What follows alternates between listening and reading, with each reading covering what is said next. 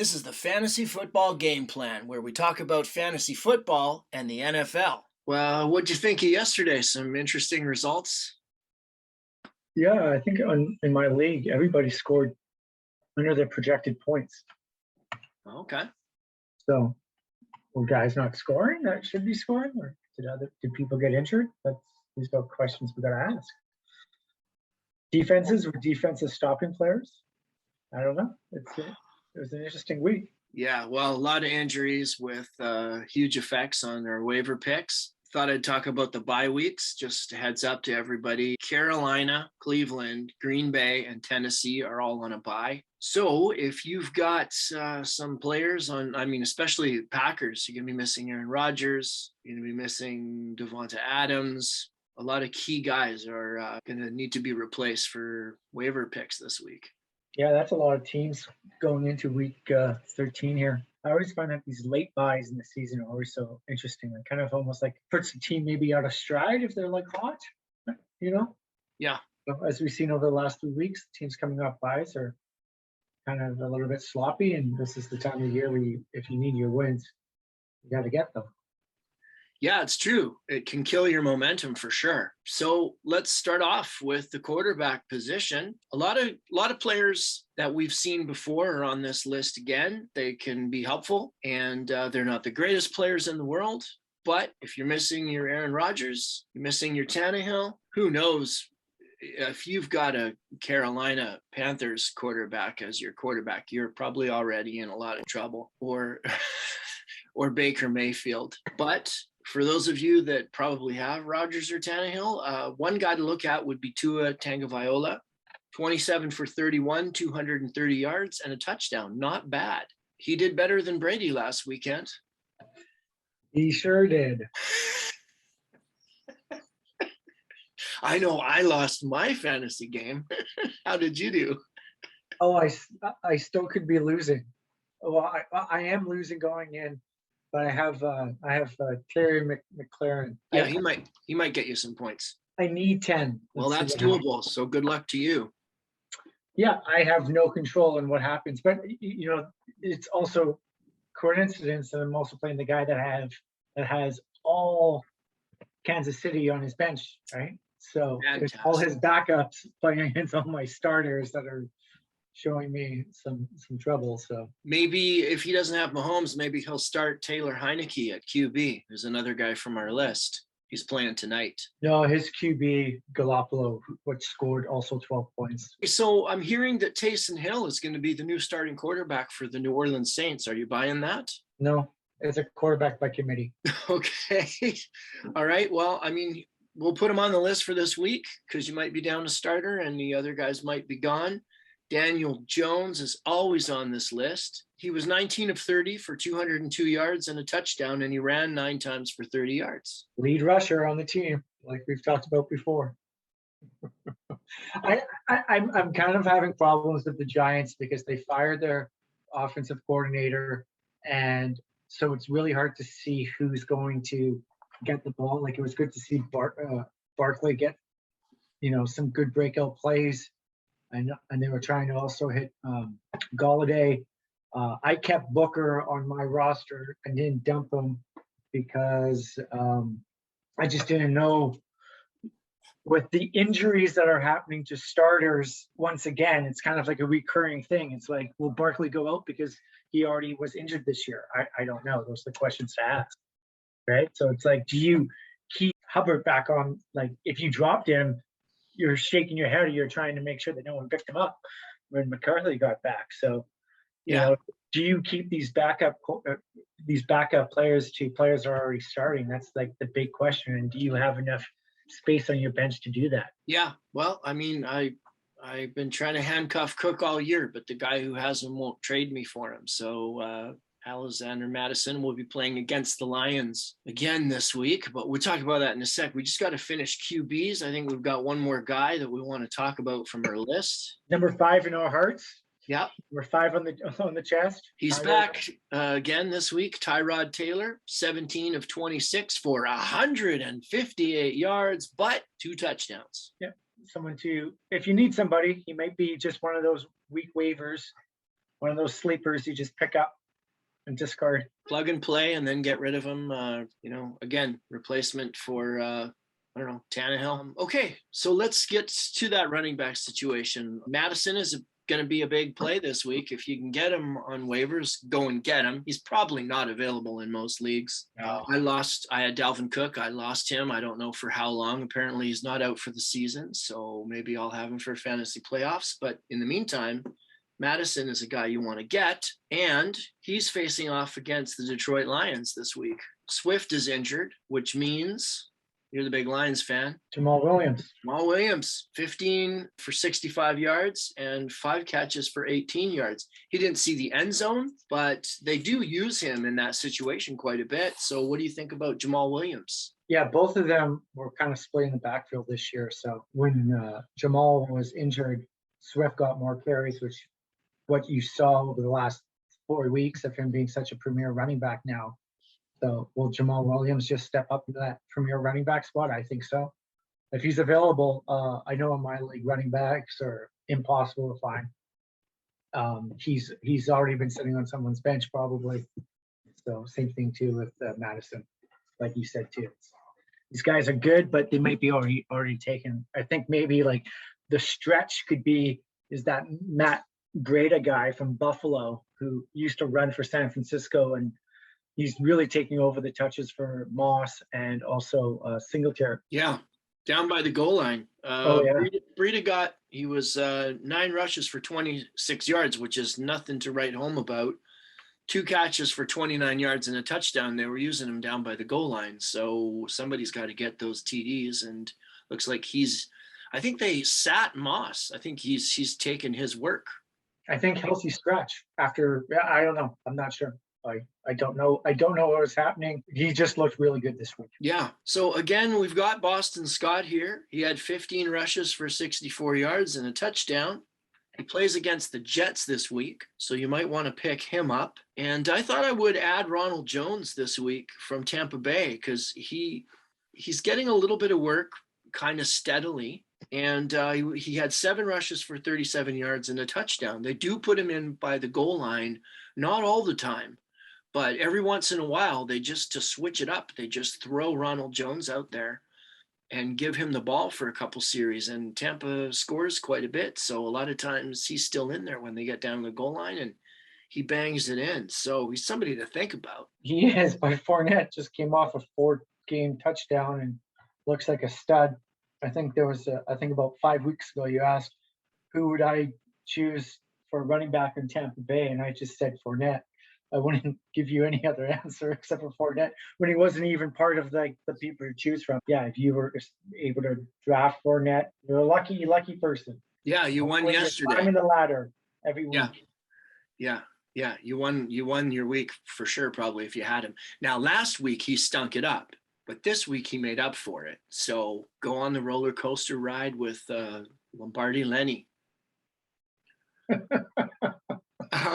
Another guy we've got here out of nowhere, Tevin Coleman for the Jets. Didn't see this coming. 16 carries, 67 yards. Didn't do a whole lot with his opportunity, but that's a lot of work. And the Jets are bad, but they won. They played the Texans. So if you've got one of these teams like Cleveland's, people have a lot of running backs from Cleveland, a couple of the running backs from Green Bay, a whole lot of running backs from Tennessee. And I think we're going to talk about Christian McCaffrey. He's done for the year. So if you've been holding your breath, waiting for him, it's not going to happen. Even though there's a bye week, they're just shutting him down for the season.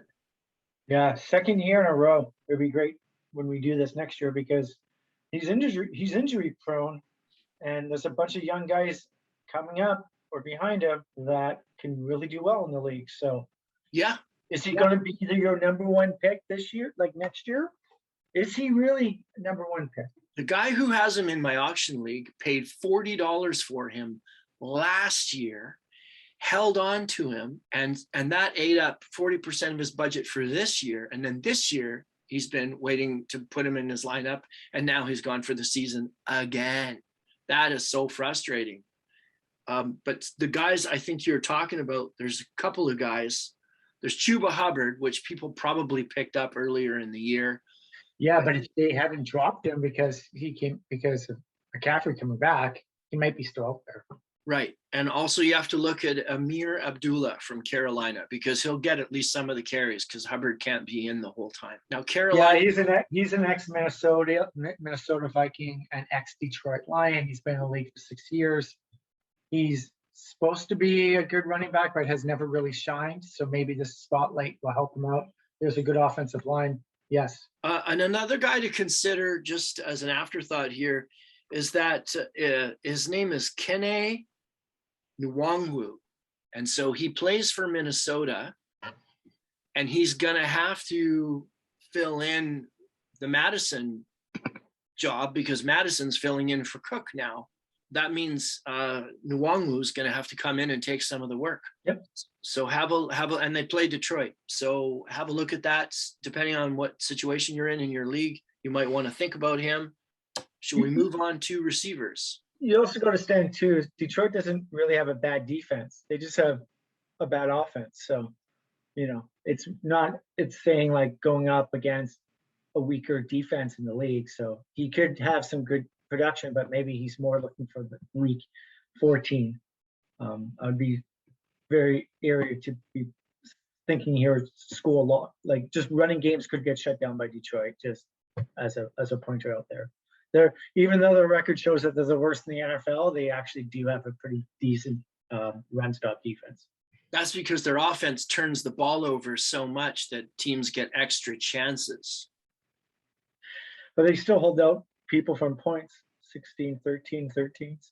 So we've been doing pretty well with some of the guys that we've been suggesting people put on their waiver picks the last few weeks. Russell Gage was on our list last week. He came through this week. He caught 6 balls for 62 yards and a touchdown. Not bad. Better than my Chris Godwin, who got me almost 1 point. I think I got 0.4 from Godwin. So I would much rather have had Russell Gage from Atlanta, 6 for 62 and a touchdown. Yeah. There's also Van Jefferson because Odell Beckham can't stay healthy. He's another injury prone. I don't know. Is it just like all the drama from him where he needs to go out injured for like 2 drives and then come back and catch more footballs? And it's just such a clown show with the Odell Beckham. But Van Jefferson, I know he had a couple of drops yesterday, but he did catch, and Matthew was looking for him. So he's also someone that we were talking about that you should pick up if he's around. Right. He had 3 catches for 93 yards and a touchdown. That's outstanding. I would take that every week from anybody. And he's back again, Desean Jackson for Las Vegas Raiders. Well, he hasn't really gone. He's just a suitcase player. Yeah. He's just traveling around the league. Yeah. So he was at the Rams, and now he's hanging out with Vegas. It's not that far of a drive or plane, right? So. Yep. He's had 2 100 receiving yard games this year for 2 different teams. I mean, 2 total, 1 for each team. So this week he put up 3 catches for 102 yards and a touchdown. That's pretty outstanding. It seems to me no one can run with him, even at his age. I think he's about 35. And he just blows by guys. They have to PI him. Otherwise, he would just light him up. Yeah. Surprising little player. Another guy we had on our list last week, we really hit it with Kendrick Bourne from New England. 5 catches, 61 yards, 2 touchdowns. Yeah. When we were thinking about putting him on the list, we didn't see that coming. I mean, I thought he would be serviceable, but what an outstanding output from him. I don't know if he can keep that up going forward, but it looks like Mac Jones is starting to throw the ball a lot more, get a lot more confident, make a lot less mistakes. So I think going forward, this guy could really help you out in a flex spot on your team. Yeah. New England's hot too, right? 6 games in a row. So just continue to look for them to even put up numbers. I don't know what the rest of the schedule looks like.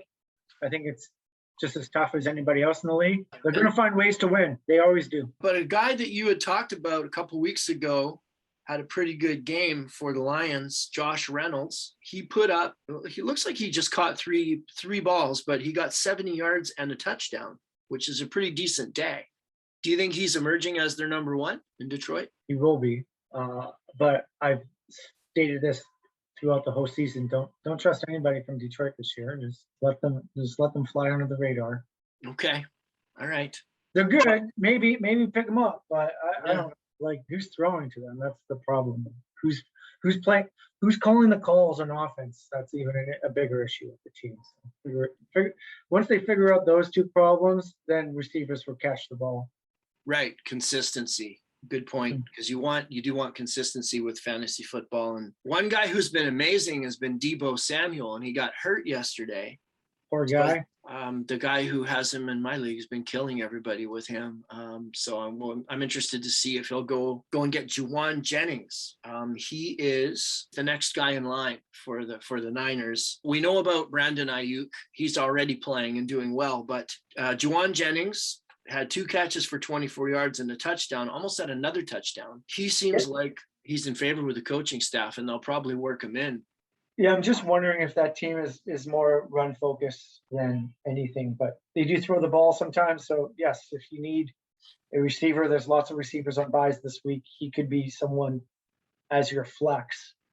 Or if you're in a league like me where I have to start 3 wide receivers, right? Maybe I don't have that 4th receiver. He could be someone to put on. And they're on a bye this week, but I think it's a good idea if people look at Marquez Valdez-Scantling, who we were trying to figure out, since he's back from injury, is he going to be consistent? He had 4 catches for 50 yards. He had 9 targets because he doesn't have the best hands. But he's on a bye this week, but somebody to think about moving into the playoffs. MVS seems to be getting regular work from Aaron Rodgers. My favorite tight end pickup for this week would be Cole Comet, who we mentioned briefly last week. We didn't put him on the list. Had a good game, 8 grabs. 8 is a lot for a tight end. 65 yards. He didn't score, but it kind of makes me think that score is going to be in the future coming up. If he's catching 8 passes a game, tight ends are used down by the goal line a lot. I think he might be the best tight end to go and look for if you need one this week. And then there was the big injury to Darren Waller from Las Vegas. I don't know how long he'll be out for. They're saying day to day. It looked like kind of a serious knee twist. And the other tight end on that team that's used sometime in his stead is Foster Moreau. Yeah, that's too bad about Waller. But they were showing that they could throw the ball to Hunter Renfrew. Yeah, that was one of your suggestions from a couple weeks back, and that's been paying off if people took your advice on him. He's been doing really well, and I think he'll be the favorite target of Carr going forward. I know he's a receiver and he's not a tight end, but, Carr likes his guys, and with him not being able to lock in on Waller, I think he'll be locking in on him. But Moreau should there's some designated plays that they can't scrap out of the playbook, right? Because they built their offense around Waller. So someone else has to run those routes. And even though someone could be the 2nd or 3rd read, if the first read is there, which is the tight end, then this guy could catch some balls. So, there's only one tight end spot. So, you usually got one that you have and that you like, unless you're doing what I'm doing. I'm trying to hoard all the tight ends so no one can get any of these good guys. That's what I'm doing. So I may pick him up. Okay, interesting strategy. Our guy Dan Arnold got hurt at tight end, and so they started throwing the ball to a guy named James O'Shaughnessy. He got 3 catches for 29 yards. He got thrown in the game with Arnold being injured. You don't like him? I just don't think Jacksonville's a team to really pick from. Next year gives some more stability to the coach. 2nd year in, better draft pick, better offensive line. And would you think Jack Doyle would be a better pickup from Indy? 8 for 81 and a touchdown? Yeah, but Ali Cox is still out there too, right? So it's kind of like who they're throwing the ball to. This week it was Doyle. Weeks before it was Ali Cox. So what's Wentz doing back there? And it just kind of seems it's like a committee of tight ends. So it's also another kind of messy area. I think the 2 other guys that we talked about, Comet and Moreau, might be better options this week for those 2. I don't really have. I think Doyle's a great guy. I think he's done some great fantasy numbers over the years, but Ali Cox is just in his way.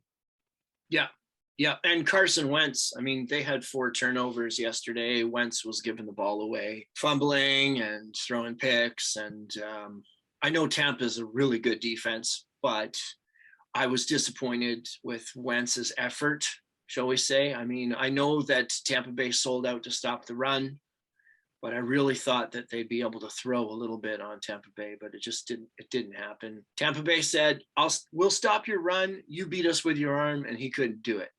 Okay, what you got any defenses you like this week? Miami. Okay, Miami. Who do they play? Do you know? I don't know who they play. They just had a good week this week, so I'm just saying Miami. They play a divisional, I think, team. Okay. I'll find out for you in a second here. Okay, thanks. I just wanted to suggest Minnesota at Detroit.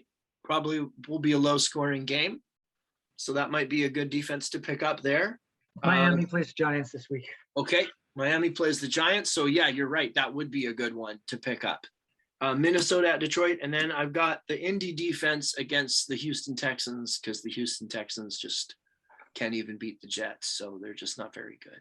I guess don't pick up Tyrod Taylor if you're thinking that Indianapolis is just going to destroy them. But I got to say, that Leonard linebacker should be Defensive Player of the Year, hands down. I have not seen anybody perform better than he has all season. Just incredible eye and ball coordination. Yeah. Incredible back. He has to be leading the league in defense this year. If he doesn't get Defensive Player of the Year, I'll be shocked. I will be shocked. Darius Leonard from the Colts. Detroit Lions special teams punter kicked 70 yards this week. Punted 70 yards. He was in the back of his end zone and he kicked it to the 20.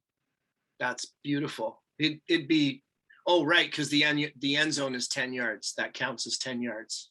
Yeah. Yeah. Okay. Wow. Yeah. I didn't see that, but I guess that doesn't make many highlight reels, but that's a great punt. Yeah. Like, was there a Augusta kicking mule out there? Like, who knows? Like that's just, anyway. So there's just things that sometimes the NFL or the commentators don't talk about, because if it's not the best team in the world, Dallas, or like the center of football, New York, then it just really doesn't make any headlines. True. Okay. How did Dallas do this week? Yeah, they lost. Also, their head coach has COVID and he won't be coaching this Thursday against New Orleans. I think there's 8 players on Dallas that have COVID this week coming up. Sorry. What a train wreck that is. Too bad. Yeah. And Zeke Elliott's going to be missing some time. He's not going to be playing as much. So get Tony Pollard if he's available. But of course he won't be because he's too good of a player to still be on any waiver wires anywhere.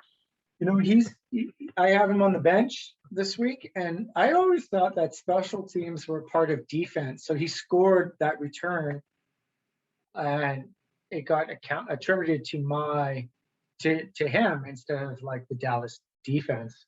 So I just got to check my rules. Maybe I was just thinking of a different league I was playing in at one point, but I always thought it was defense and special teams created the points. It would have to be. Maybe he got points for both, but it's D/ST. That stands for defense and special teams. You score on a kick, that's special teams. That should count for DST. Yeah, but I have one, unless he scored one rushing touchdown, but I'm not sure. Anyways, I had him on the bench, but it was a toss-up between him and Cordell Patterson, and I had Madison sitting on just waiting for his release, because he could have played last week, so it was guaranteed that he was going to play this week. And the same thing like that nose tackle for Tampa Bay, that Blau guy, like he could have played last week, and then he decided to play this week. So I just knew that Madison was going to come into the game. But yeah, if I would have had Poland instead of Harris, I would have had a really great week. But what's going on with Pittsburgh is just like, wow, I can't even, there's not even an offense on that field ever, like for the last 3 weeks. I don't understand it. Like, it doesn't matter if Ben's in there, Ben's not in there. They can't do anything. It's pretty sad. So I'm hoping that something could change next year. Next year, they'll be drafting a quarterback or trading for one. Yeah, but even just their offense and just total yards, just trying to get an offense to move downfield and score touchdowns and play a football game. That's what I'm more kind of shocked about. Yeah, coming from that camp, because usually they progress to a really good team at this time of the year, and it's not looking that way unless I bite my tongue and 4 weeks from now when we're talking about playoffs for fantasy, I'm saying, oh, so happy I have this receiver and this tight end and this running back from Pittsburgh. But I'm not saying that. Haven't been saying that for quite some time. No. Okay. Thank you for this. This wraps it up. Good luck. Good luck Yeah. with the fantasy team this week and next week. And we'll talk soon. Yeah. And hopefully no more injuries in the NFL. There's way too many. Agreed. It's tough to watch. Okay. Enjoy your night. Have a good one. Take care. Bye. Thanks for watching the Fantasy Football Game Plan podcast. Need coaching on your lineup? Drop us a line and we'll discuss your dilemma.